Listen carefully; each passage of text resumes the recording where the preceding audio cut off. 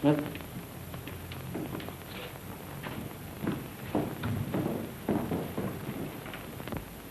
Harry Trewin is 16 and wants to be an engine driver.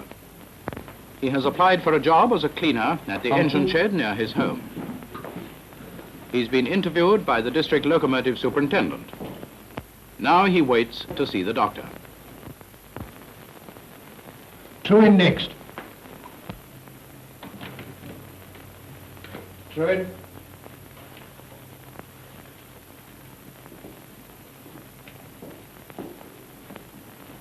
Well, my boy, what is your name? Trewin, sir. You want to become a cleaner, do you? Yes, sir. Well, my lad, come this way. Now, just stand there, and I want you to read the letters from the top.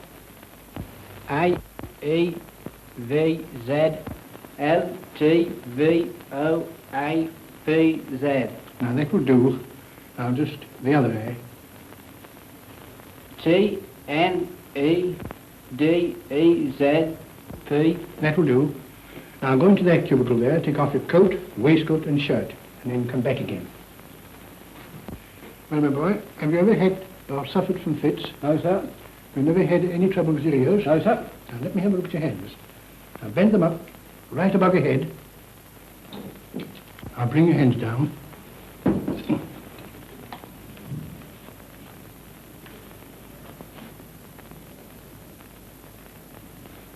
Now, just turn right round.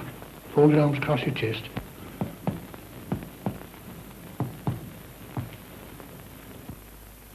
Take a long breath. Again. Now, that is all. You go back to the cubicle and dress up.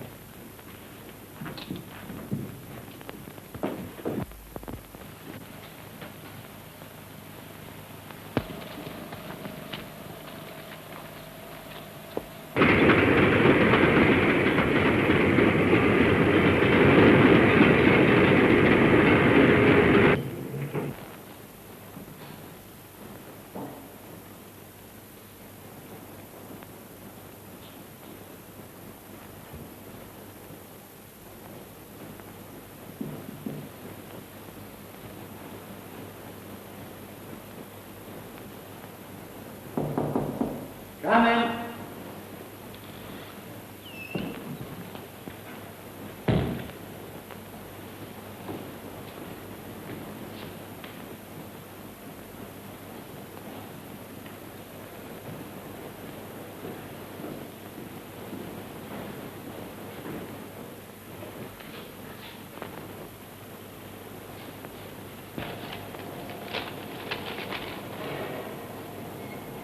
You're Trewin? Yes, sir. Right. You start as a cleaner. Yes, sir. The first thing for you is a copy of the rules and regulations. You can't do anything without the rules and regulations. No, sir. Sign for it.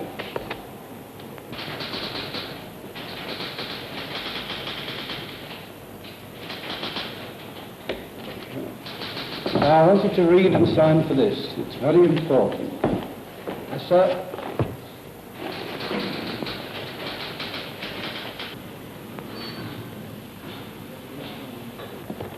Right. Now I'll take you to the foreman. He'll tell you what to do.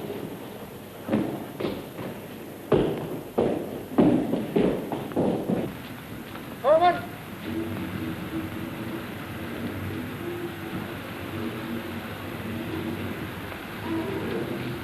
This young fellow's name is Trewin. Starting work as a cleaner. Starting as a cleaner, are you, lad? Yes, sir. Leaving him in the industry shawl, I'll look after him. That's it, we'll go to the stores now, lad, and get you some overalls and cloth. By the way, lad, have you got your rule book? Yes, sir. There it is. That's it, you can't go very far without the rules.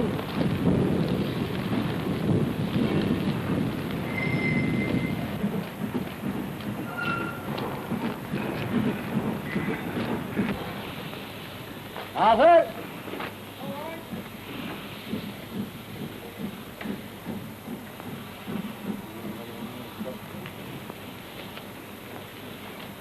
Trewin, this is the chargeman cleaner. He'll tell you what to do.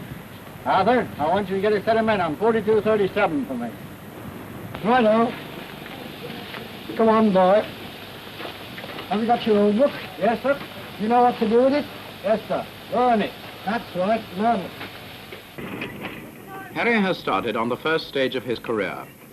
From now until his working life is finished, he will be concerned with locomotives. Locomotives of all kinds and sizes, tank engines and tender engines, sturdy little shunters and giant expresses, heavy freighters and lighter passenger locomotives.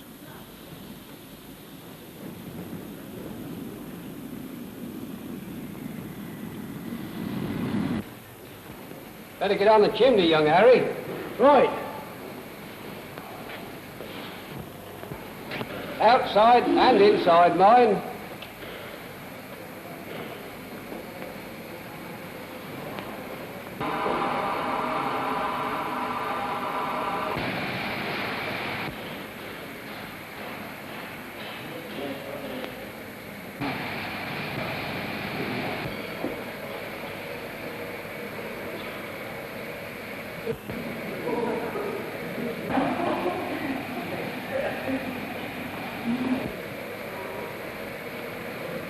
Hi! What do you think you had? Oh, sir, they told me to do it. Who did? One of the chaps, sir. Well, you're not a chimney sweep.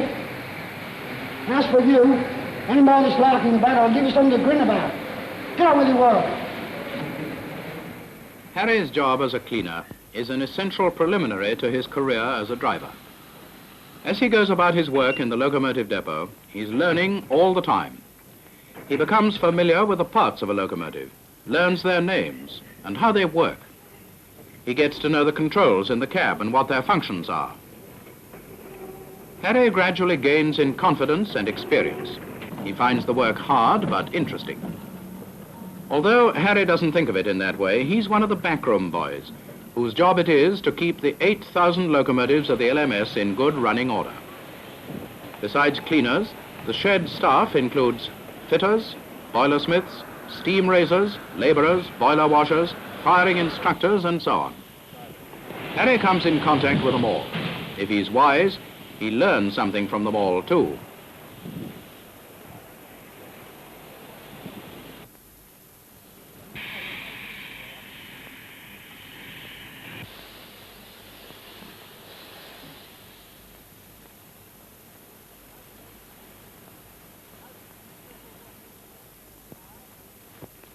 There are 200 motive power depots of various sizes on the LMS system.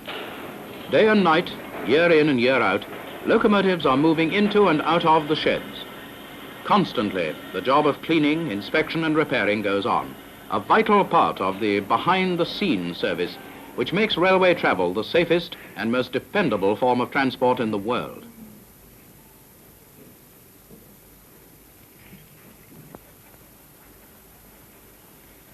At the locomotive depot, there are classes called mutual improvement classes, which Harry should attend. Here he will add theory to the practical knowledge he gains at his work.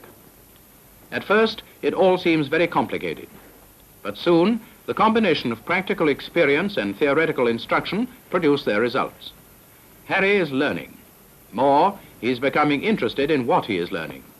He isn't content just to listen, he asks questions.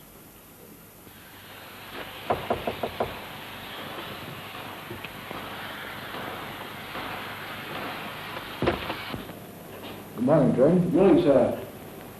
You're 18 now, aren't you, Trent? Yes, sir. 18 last month. We shall want you to do some firing soon. Do you think you'll be all right? I shouldn't wonder, sir. I hope so. Well, you realize what we want you to know, Trent. General knowledge of the rules and regulations, especially those referring to hand and fixed signals. You describe the various parts of the engine, knowledge of the locomotive's equipment, and the proper method of firing. Yes, sir. Right. I'll see you on Monday at 10 and find out how much you know. Right, that's all, friend. Good morning, sir. Read this. F-X-O-L-Y. Good. Now this. L-T-V-O-A-T-Z.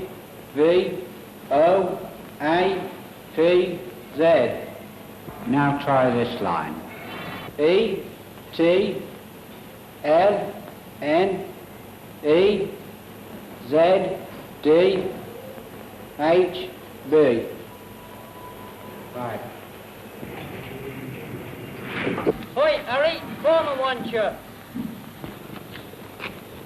Harry, I want you to go fire on Engine 7264. George Blake's gone sick. Right. Give us a bucket of tools and a shovel. What for? Dig in the garden, of course. What engine number 4? 7264. Thank you.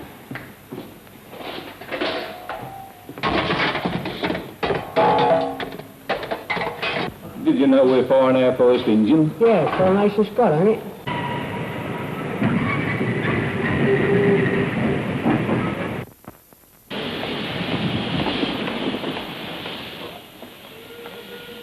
Having passed satisfactorily his eyesight test, Harry gets his first job of firing. On the footplate, the driver and fireman work as a team, whether their locomotive is a humble shunter or a mainline express. Harry's chief responsibility, while he's acting as a fireman, is to maintain a good head of steam with a minimum amount of coal. This means that he must give careful attention to the fire. He must, too, regulate the supply of water to the boiler. He sees that right headlamps are exhibited on the locomotive. He assists the driver in keeping a good lookout and, where necessary, operates the water pickup apparatus and the handbrake. Here now is where Harry's training and experience start to show results. He has progressed to the first stage in his career as a driver. As a past cleaner, Harry will not be on regular firing work, but will be available to carry out a fireman's duties as and when required. Harry and his driver prepare the engine for the day's work. I'm feeling a bit nervous now. Oh, well, just a little bit. Never mind, I'll help you all I can.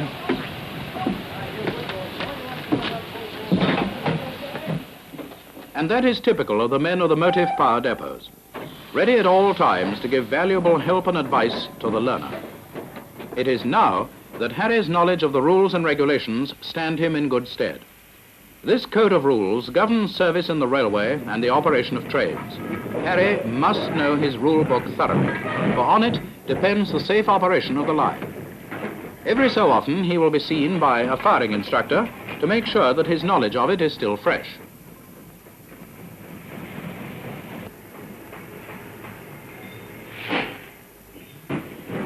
Harry soon progresses from shunting engines to runs with local freight trains.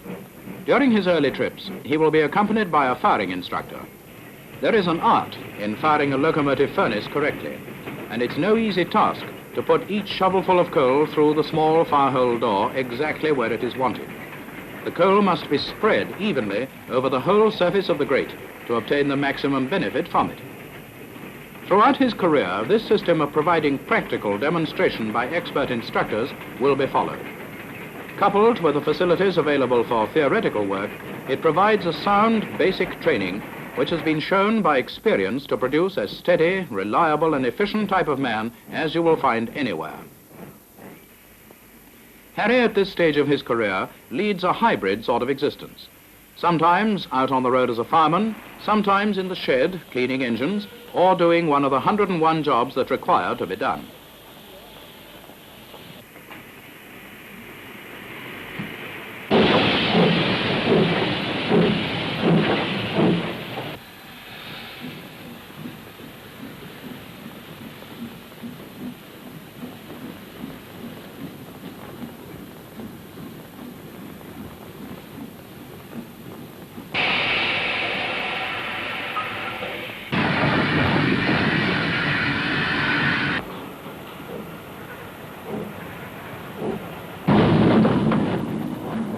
The trips that Harry takes on freight trains take him further and further from his home station. Every driver must know the road over which he travels. Harry's firing trips enable him to learn the road against the time when he becomes a driver. He must know the location of signals so that he can pick them out easily by day or night, obtain knowledge of speed restrictions, where water troughs are located, must in fact know the line over which he travels as you know the street in which you live. Whether he's on the line or working in the depot, Harry is learning all the time. Harry!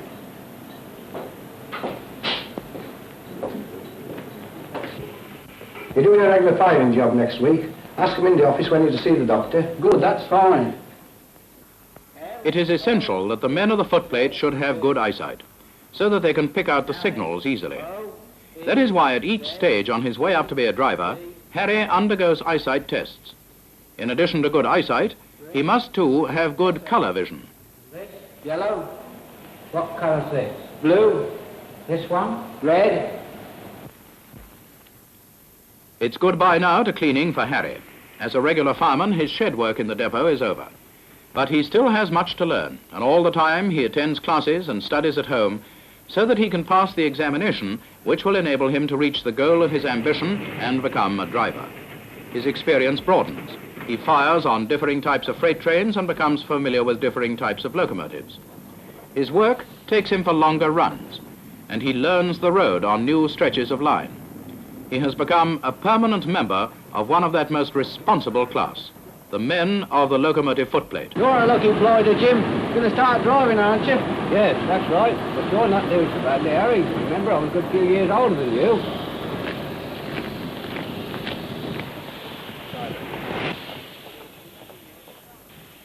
Just as Harry Trewin is typical of the men who join the railway as cleaners, Jim Hawkins is typical of those in the next stage of a footplate man's career.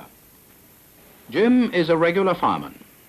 He is undergoing an examination to become a passed fireman, which means that he will be available for driving as and when required.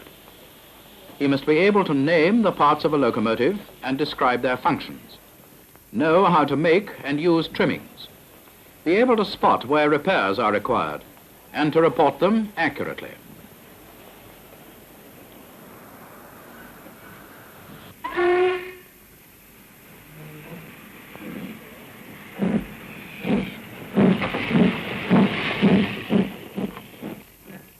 The examination is a searching one. The inspector, who is actually in charge of the locomotive, takes Jim with him on the footplate. Among the points on which he will have to satisfy his examiner are such things as the care and manipulation of the locomotive, attention to signals, judging distances, and attention to boiler and fire. The test will take place on both passenger and freight trains. To become a passed fireman, Jim has to satisfy his examiner that he is capable and efficient. As a fireman, Jim has always had his driver to rely on. When he drives, he will be the man in sole charge of the locomotive.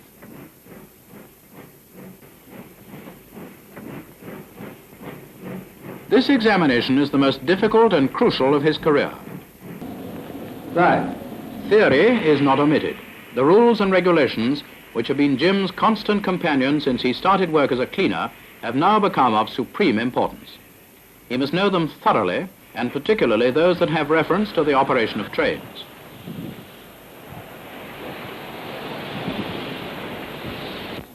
Read this line. F. Before he becomes a passed fireman, Jim must undergo one of the periodical tests for eyesight and colour vision. L. T. D. H. O. F. Z. L. V. What colour's this? Green. And this? Red. What colour's this? Yellow. This one? White. Passed fireman Jim Hawkins is officially handed his own copies of instructions connected with his work as a driver. He must too sign the route card to show which routes he knows. The system of training men for the footplate has been carefully devised to ensure that nothing is lacking, either in practical working experience or in theoretical training. Different classes of locomotives are designed to haul particular types of trains.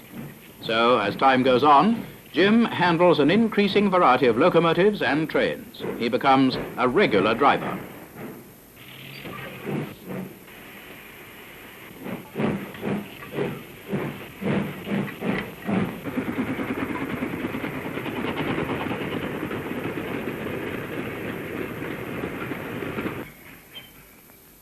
At stated intervals, all drivers have to pass tests in the rules and regulations. Their knowledge of them is never allowed to get stale. In his off-duty periods, Jim studies, so that his knowledge will keep fresh.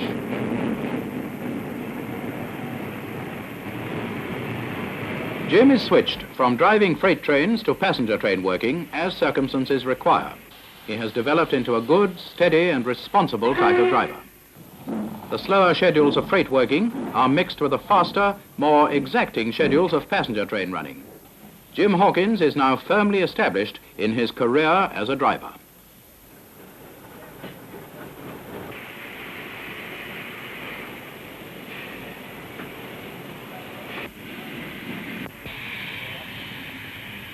All regular drivers on the LMS railway are arranged in what are called links. A link is a set of usually not more than 8 men earmarked for operating a regular service between various points. All drivers work through these links in order of seniority, and at the head of them all are the drivers who work the top link. Ernest Potter, engine driver, is a top link man. There is a surety and precision about all Potter does. Methodically, he examines and oils his locomotive.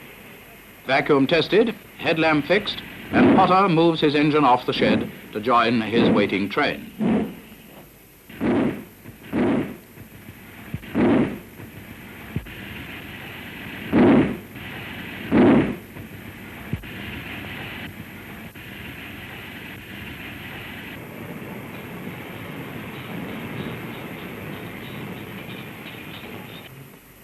There is time before the train leaves for a last look round the engine.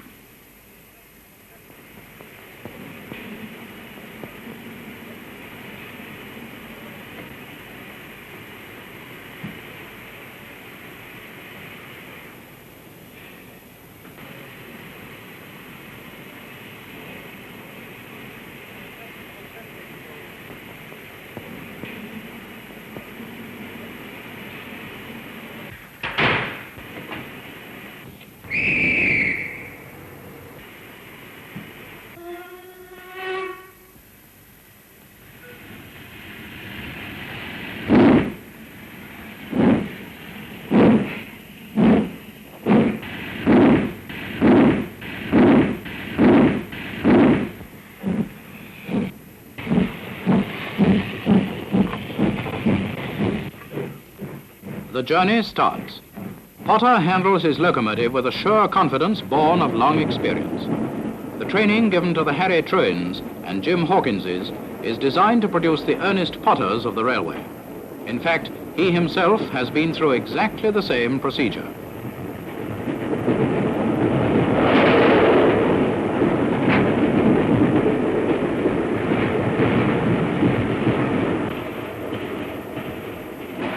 The train gathers speed.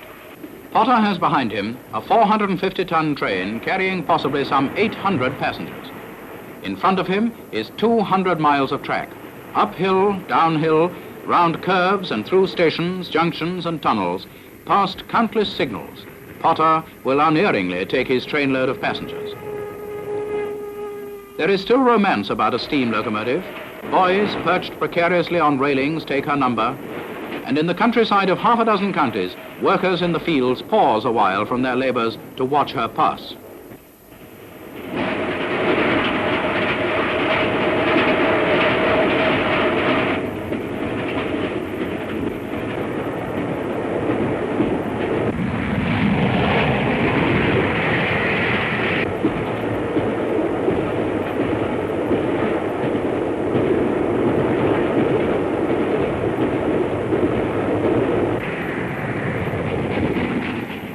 Throwing white steam over her shoulder, she speeds her way northwards, and at the controls, Ernest Potter, driver, 45 years service, a top link man.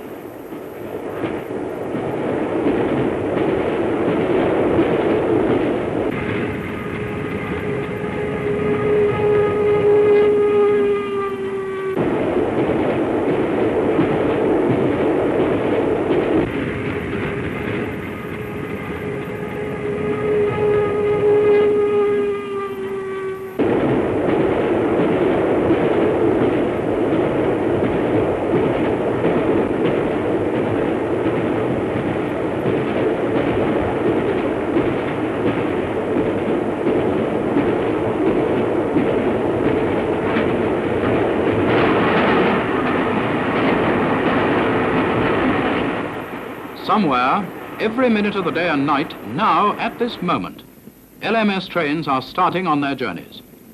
In the motive power depots, the past cleaners, firemen, past firemen and fully fledged drivers are reporting for duty. Behind the men of the Footplate stands an unequalled tradition of service, a tradition of which they are justly proud.